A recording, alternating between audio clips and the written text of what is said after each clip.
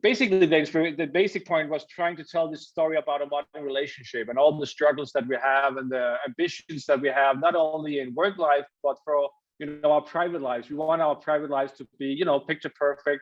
We want happiness. We want everything.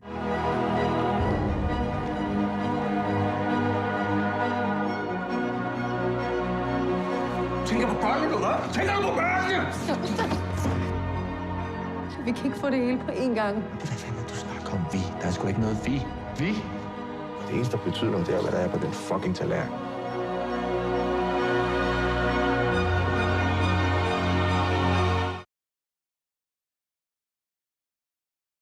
Hey, Christoffer, how's it going? Hi, it's good. Hi, Jim. Hey, who likes you? I see the board behind you, the painting thing. Oh, yeah. Okay, there we go. News nobody. Very well done. I think it's a good reminder when I sit at that work that I have this behind me. I know that I shouldn't get too, self-assured. Yep.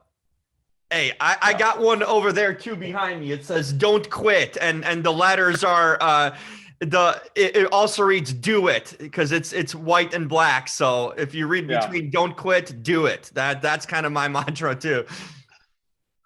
That's good. Good reminder. And you still have Christmas, I see. Well, we're not in a time warp or anything. It is middle of January. I just have an attachment to it because I found this tree. It was a real life tree. I have some attachment to it. My mother helped me decorate it, so I kind of want to keep it until it completely dies out. Perfect. I'm curious. I never knew that food could function so much into a relationship, good and bad. And it's interesting how this movie illustrates the subtleness of it all. I'm curious, what was the initial kind of inspiration for this movie? Are you a self-proclaimed cook yourself to kind of try to do this? What was the kind of the starting point for you to come up with it? Because I think it's a unique story, a unique concept. I think the only other movie that had to do with Michelin stars was a Bradley Cooper movie called Burnt a couple of years ago. Yeah. That's all. Yeah, that's great sequences, but no, that wasn't. All respect for that movie. That wasn't the initial starting point of inspiration. Basically, the basic point was trying to tell this story about a modern relationship and all the struggles that we have and the ambitions that we have, not only in work life, but for our private lives. We want our private lives to be picture perfect. We want happiness. We want everything. Right. And we were trying to find the right setting for that. And while we were writing this, I wrote it with Tobias Lindholm. We're both very much into food and what it tells. And there's so much, there's everything in food. It's politics, aesthetics, history, where the food is, how food is grown, how we pick it up, how we cultivate it, how we process it in the kitchen, and how we present it on the plate. It's an art. It's a very. It looks like art to me. It's like this movie helped me kind of think like, wow, I never thought of that perspective, because you kind of take chefs for granted. Sometimes you go to a restaurant, you just get the food, right? But this movie illustrates the artistry of it. Yeah, I'm happy you say that, because basically there was a very great appreciation for us about that. To me, there's some of the most interesting artists working right now, at least in Denmark. I mean, we have great directors and stuff, but what some of these chefs are doing in the kitchens and how they are making us rethink about food and taste and Danish cuisine. It's just it's really interesting, and they have a particularness and a perfection to the crafts that most of us are only dreaming about. I mean, they really is doing incredible, complicated stuff with the food, and in the end, it's a really cutthroat business. I mean, they have to sell this food. Yeah. Somebody has to take it and taste it and eat it and enjoy it and pay a lot of money for it. So I think it's a very complicated business, but that has very high ambitions on a sort of aesthetic level and artistic level. But at the same time, it's also just cutthroat.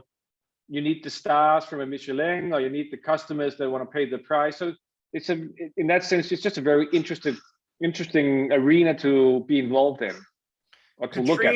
And Nikolaj, I can't imagine anyone else doing these roles. How early on, or what point did you know these two? Because if this chemistry, I imagine if you switch one of these actors with a different actor, it's a different movie to me. Absolutely, yeah. At what point did you know that these are the right actors? Because like I said, I think it's a different movie. I think without them, one of them changed up. I just think they were phenomenal in how they carried their characters and really translated kind of the humanity of it. It was very, very relatable in a sense. These are real people. That's what I appreciate about this video, that they are real people that you can envision in everyday life, and I thought they brought it to really hit home in such a realistic way. At what point and how did you know that you must have these two? Well, sometimes I write very early on when I read a script. I know I'm basically writing for an actor, but because I wrote this with Tobias and it had such a long, incubation time, we started writing it many, many years ago before we went into production.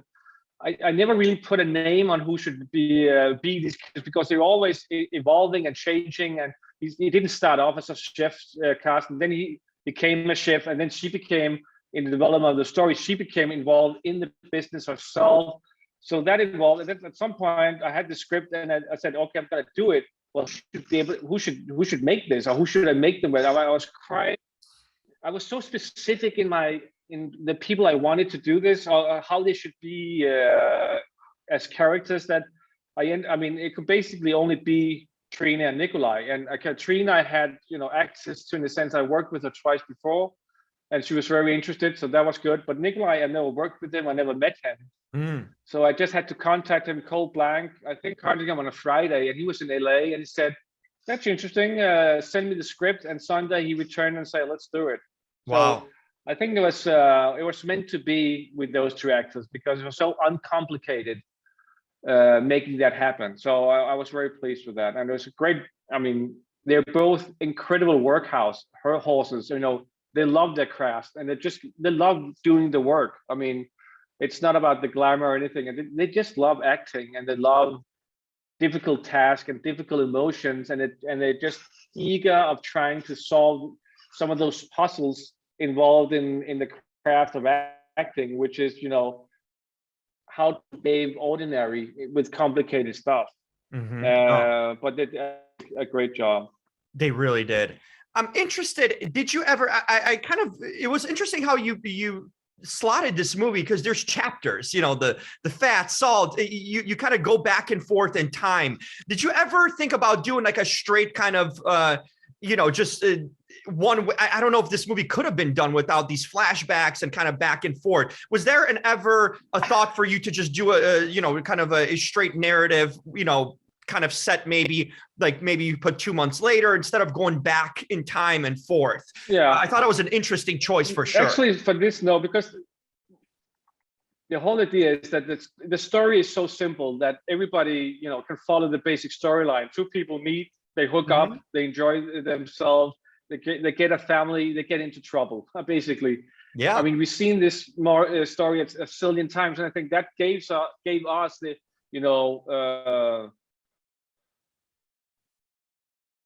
play with that, and have one day play out an entire life, so basically, or their entire life as a couple. So she is in the dilemma of her life on this one particular stressful thing, and that plays out the whole sort of history of their relationship. And to me, that was quite important. We have this sort of funny, interesting structure to something that is so basic. I think that I didn't know how to write it in a too linear fashion, because that wouldn't, I needed that structure.